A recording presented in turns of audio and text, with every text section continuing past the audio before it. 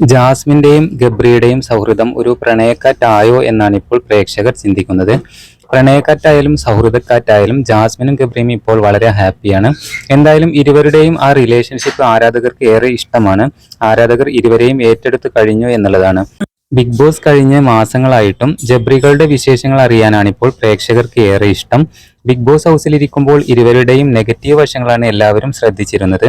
എന്നാൽ ഇപ്പോൾ അവരെ വിമർശിച്ചിരുന്നവരാണ് ഇപ്പോൾ സപ്പോർട്ട് ചെയ്തുകൊണ്ട് മുമ്പോട്ട് വരുന്നത്. ഗബ്രി ഹൗസിലായിരുന്നപ്പോൾ പറഞ്ഞ ഒരു ഡയലോഗാണ് ഇപ്പോൾ ചർച്ചയായിക്കൊണ്ടിരിക്കുന്നത്.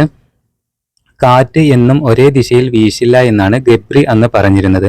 എന്നാൽ ഇപ്പോൾ പ്രേക്ഷകർ ചോദിക്കുന്നത് സൗഹൃദക്കാറ്റ് ഇപ്പോൾ പ്രണയക്കാറ്റായി വീശിയോ എന്നാണ്.